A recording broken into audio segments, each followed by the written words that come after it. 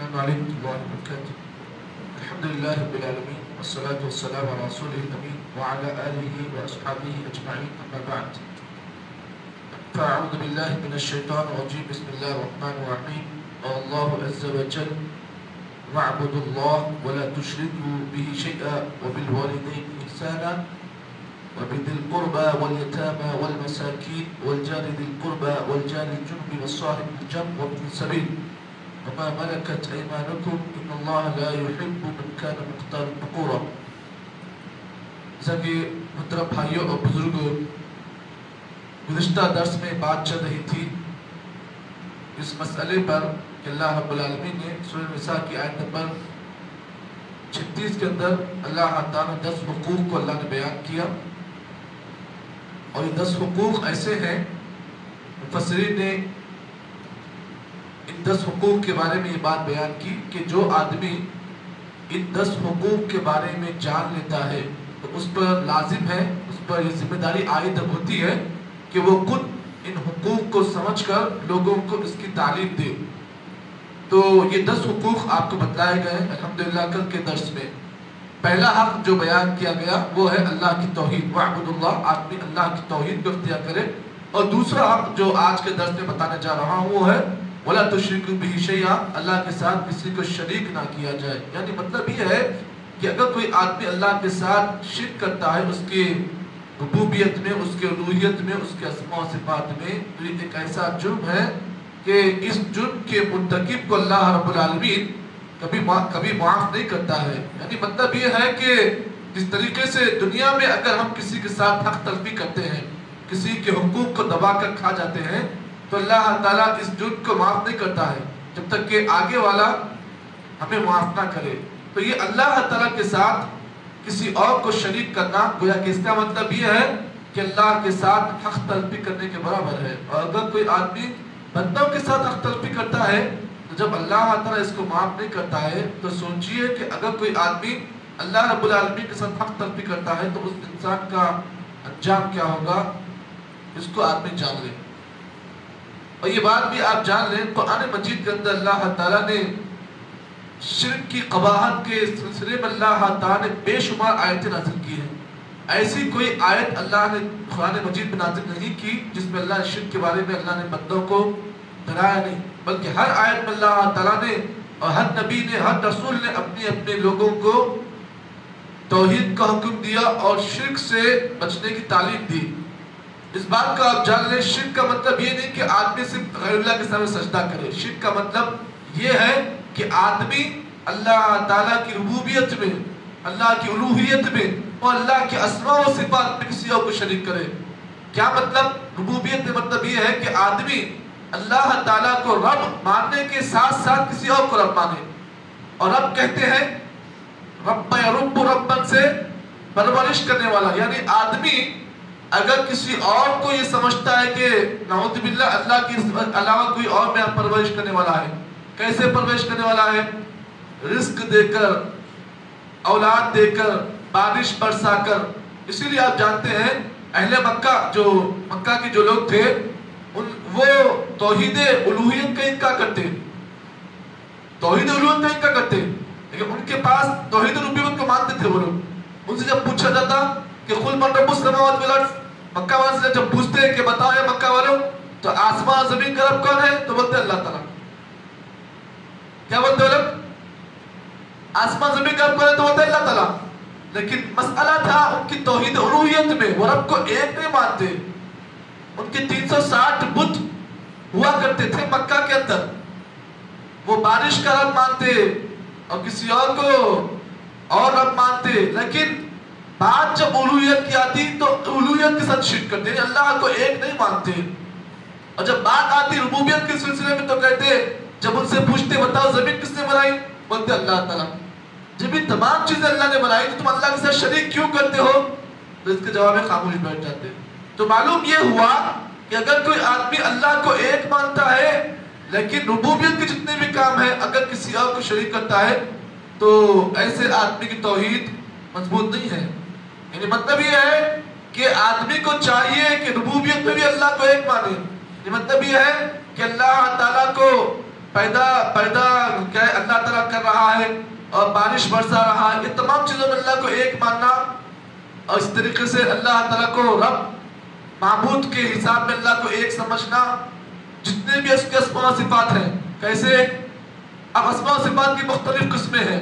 اللہ سمیع ہے، اللہ بصیر ہے، اللہ رحیم ہے، اللہ ستار ہے، اللہ غفور ہے.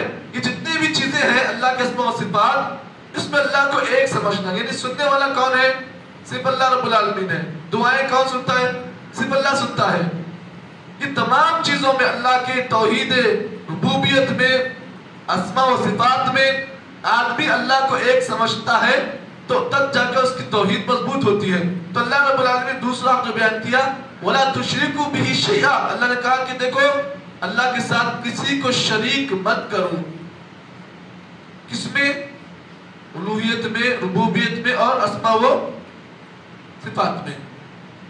اب یہاں پر آپ اس بات کو جان لیں، اللہ رب العالمین نے قرآن مجید کے اندر شرک کے مسئلے میں اللہ تعالیٰ نے بہت ڈرایا ہے، اور اللہ تعالیٰ نے بے شمار آیتیں شرک کی قباحت کے سلسلے میں، جیسا کہ حضرت لقمان حکیم کی وہ نصیحت جو انہوں نے اپنے بیٹے کو کی.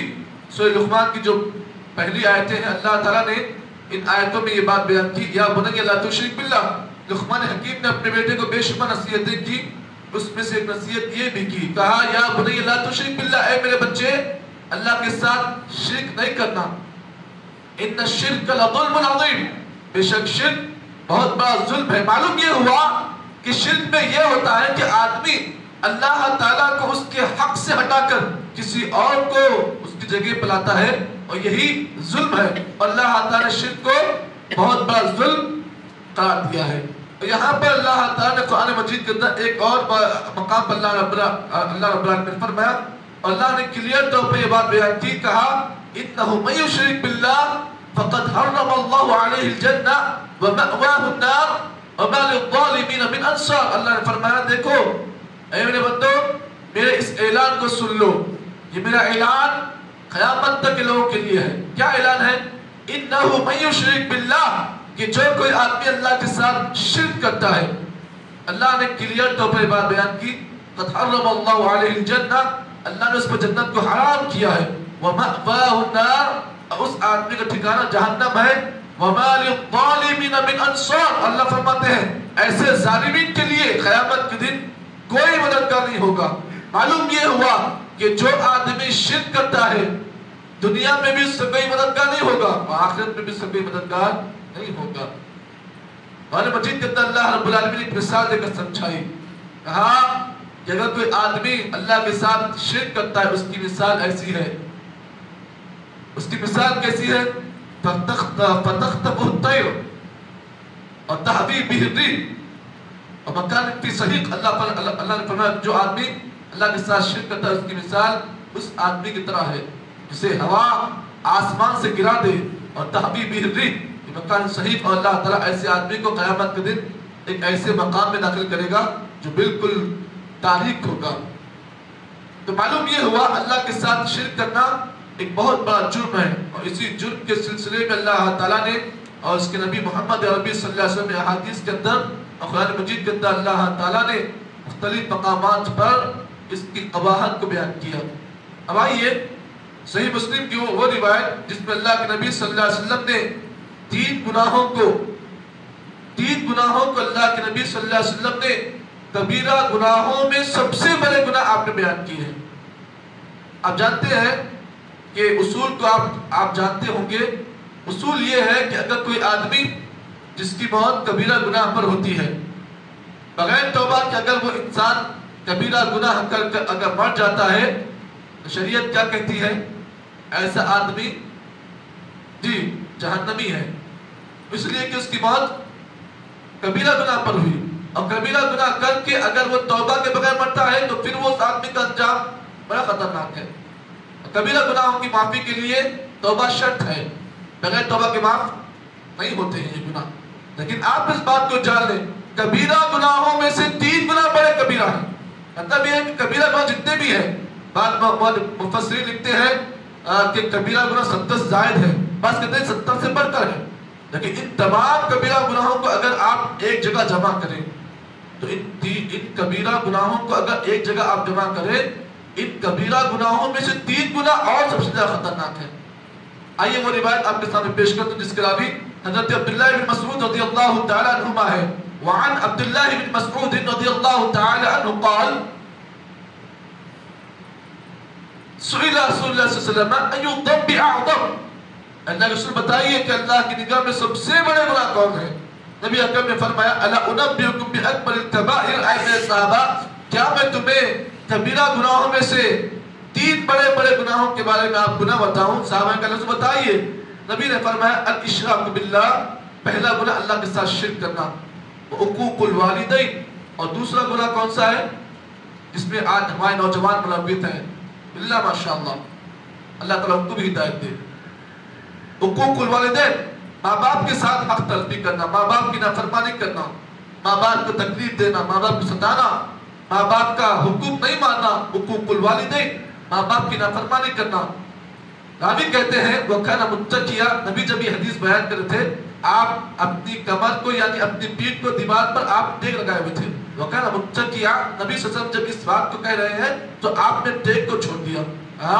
الا وقول الزور وشہادۃ الزور، اے میرے صحابہ خبردار، جھوٹی گواہی نہیں دینا، جھوٹی بات نہیں کرنا۔ راوی کہتے ہیں نبی نے اس ایک جملے کو 3 دفعہ کہا۔ کون سے جملے کو؟ الا وقول الزور وشہادۃ الزور، خبردار لوگوں جھوٹی گواہی نہیں دینا، جھوٹی بات نہیں کرنا۔ 3 دفعہ آپ نے اس جملے کو کہا۔ راوی حدیث کہتے ہیں حتی قلنا لیتہ سکت، راوی کہتے ہیں کہ اے کاش اگر نبی اس جملے کو نہیں بولتے تو اچھا ہوتا۔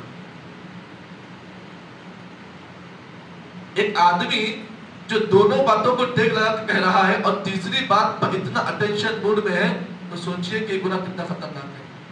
اور آج بدقسمتی کے ساتھ امت کے اکثر لوگ اس جرم کے مرتکب ہیں۔ جھوٹی گواہی، چاہے وہ کوٹوں کے مسئلے میں ہو، چاہے وہ کسی کا حق دبانے کے مسئلے میں ہو، جو آدمی جھوٹی گواہی دیتا ہے اسی کی جیت ہو رہی ہے۔ تو معلوم یہ ہوا کبیرہ گناہوں میں سے 3 گناہ بڑے بڑے ہیں۔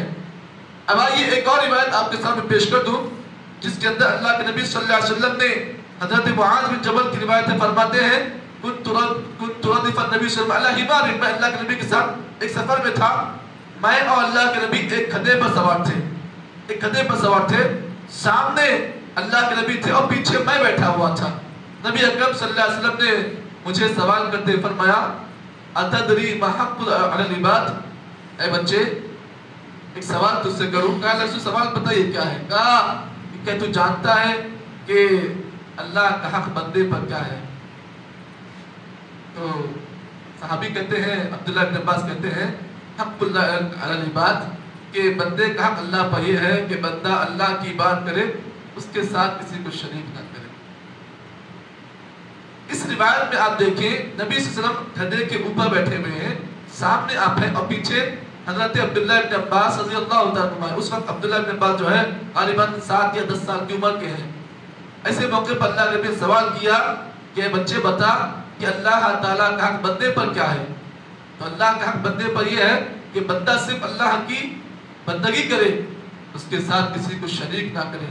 پتہ یہ چلا کہ اگر کوئی آدمی اللہ کے اس حق میں کسی اور کو شریک کرتا ہے تو اس کا مطلب یہ ہے کہ وہ اپنے اس عمل کے ذریعے سے اللہ تعالیٰ کے ساتھ حق تلفی کر رہا ہے، اور جو آدمی حق تلفی کرتا ہے اللہ کبھی بھی اسے معاف نہیں کرے گا۔